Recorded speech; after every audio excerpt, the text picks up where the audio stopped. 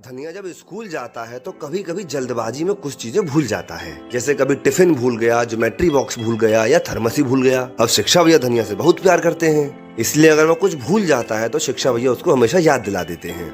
तो धनिया एक दिन सेंटी हो जाता है और सोचता है कि यार शिक्षा भैया को ना मेरे चक्कर में कितना परेशान होना पड़ता है, अब नहीं बोलूंगा कल से कुछ भी मैं। तो उस दिन धनिया जब अपने कमरे में सोने के लिए जाता है तो वह उन सारे आइटम्स की लिस्ट बना लेता है जो उसको स्कूल लेकर जाने चाहिए। अब अगली सुबह जब धनिया उठता है तो वह उस लिस्ट को देखता है और उसके हिसाब से सारे आइटम्स को साथ ले लेता है और तैयार होकर बाहर आ जाता है और स्कूल बस का वेट करने लगता है। थोड़ी देर बाद शिक्षा भैया बाहर आते हैं और वो कुछ बोल पाए उससे पहले ही धनिया बोलता है कि भैया आज मैं कुछ भी नहीं भूला हूँ, थर्मस, ज्योमेट्री बॉक्स और टिफिन सब लेके आया हूँ, पर ये स्कूल बस नहीं आ रही है। तब शिक्षा भैया बोलते हैं कि बस आएगी भी नहीं धनिया, क्योंकि तू ये भूल गया है कि आज संडे है। दादा दादी एक कमरे में सो रहे थे, धनिया दूसरे कमरे में सो रहा था। घर में चोर घुस गया। चोर ने देखा सब लोग सो रहे हैं और चोरी करना शुरू कर दिया। थोड़ी देर बाद चोर को शक हुआ कि कोई जगा हुआ है।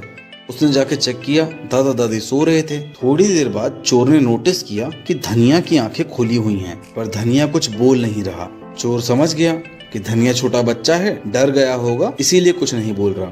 धनिया टुकुर टुकुर देख रहा था पर कुछ बोल नहीं रहा था। चोर की भी हिम्मत बढ़ गई, पूरे घर में घुस के घूम घूम के सामान चोरी करने लगा। धनिया चुपचाप सब कुछ देख रहा था। जैसे ही चोर जाने लगा, धनिया जोर जोर से चिल्लाया, दादाजी दादाजी दादी।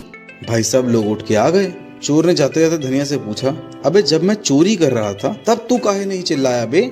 धनिया बोला, मैं देख रहा था कि तुम सारा सामान चोरी कर ले हो, मैं खुश हो गया, पर तुमने मेरा स्कूल बैग क्यों नहीं चुराया, इसीलिए मैं चिल्लाया।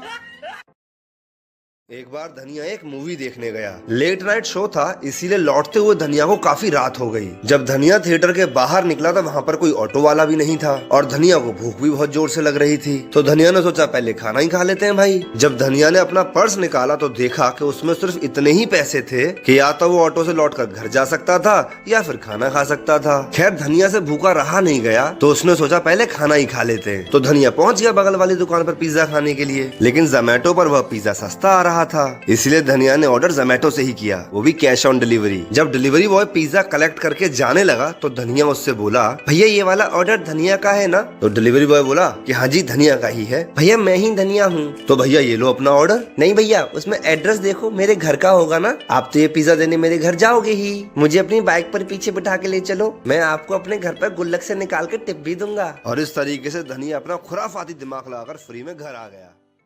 एक बार दादाजी बस से कहीं जा रहे थे। जैसे ही वो बस में चढ़ने वाले थे तभी पीछे से धनिया की आवाज आई, अरे दादाजी दादाजी रुक जाओ, आप अपना वॉलेट तो घर पे ही भूल आए थे, ये लो अपना वॉलेट। अरे थैंक यू बेटा, चलो मैं घर जाता हूँ अब, ठीक है बाय। उसके बाद दादाजी बस में जाकर बैठ गए और उसी बस में उनकी बगल वाली सीट पर बैठा हुआ था एक चोर। तब उस चोर ने प्लान बनाया कि लंबा सफर है, जैसे ही ये बुड्ढा सोएगा मैं इसका पर्स चोरी कर लूंगा। थोड़ी देर बाद चोर की आंख लग गई और जब उसकी नींद खुली तो उसने देखा कि दादाजी सो रहे हैं। वो तुरंत दादाजी के पास पहुंचा और उनकी सारी जेबें टटोल मारी, लेकिन उसको वॉलेट कहीं नहीं मिला। थक हार कर वो अपनी सीट पर आके बैठ गया। जब दादाजी का स्टॉप आ गया तो वो दादाजी के पास जाकर बोला, दादाजी मैं एक चोर हूँ, आपका वॉलेट चुराना चाहता था मैं, लेकिन इतना ढूंढने पर भी मुझे आपका वॉलेट नहीं मिला, कहाँ रखा था आपने उसको? मुझे तुम्हारी शक्ल देख के ही पता चल गया था कि तुम चोर हो, इसीलिए जब तुम सोए थे मैंने अपना वॉलेट तुम्हारी जेब में रख दिया था, समझ गए?